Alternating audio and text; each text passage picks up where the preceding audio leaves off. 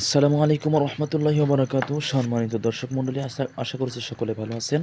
আমিও ভালো আছি আলহামদুলিল্লাহ। তো আজকে আমরা জানবো রোজা আমরা যে রেখেছি, রমজানের রোজা, এই রোজা কোন কোন কারণে আমাদের রোজাগুলো ভেঙে যায়, এটা আমাদের জানতে হবে। তো প্রথম নম্বর কারণ হচ্ছে ইচ্ছাকৃতভাবে যদি কেউ কিছু খায় বা কিছু পান করে, তাহলে তার রোজা ভেঙে যাবে। আর অনিচ্ছাকৃতভাবে অনেকে দেখা যায় যে প্রথম দিনগুলোর দিকে রোজা রাখছি মনে থাকে না, হঠাৎ খাওয়া হয়ে যায়, তা সেই ক্ষেত্রে রোজা ভাঙবে না। আর মনে করেন আপনি মনের ভুলে খাচ্ছেন, আপনার গালের ভিতরে কিছু আছে, তাৎক্ষণিক আপনার মনে পড়লো যে আপনি রোজা রয়েছেন, তো মনে পড়ার সাথে সাথে গালের ভিতরে যেটুকু থাকে ওইটুকু ফেলে দিতে হয়। না ফেলে যদি আপনি খেতে থাকেন, তাহলে আপনার রোজা ভেঙে যাবে। দ্বিতীয় নম্বর কারণ হচ্ছে স্ত্রী সহবাস করা দিনের বেলায়।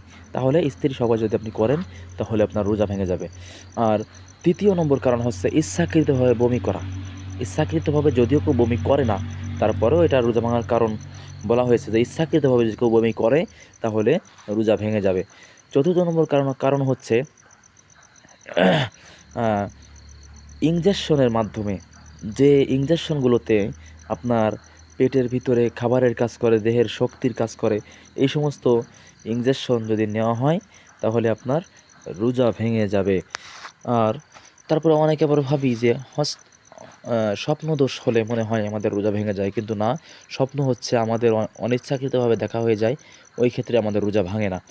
যদি বীর্যপাতও হয়, তারপরেও রোজা ভাঙবে না। যদি কেউ হস্তমৈথুন করে, তাহলে তার রোজা ভেঙে যাবে। তাহলে আমরা জানলাম যে কয়টি কারণে রোজা ভাঙে, সেই কারণসমূহগুলো আমরা জেনে ফেললাম।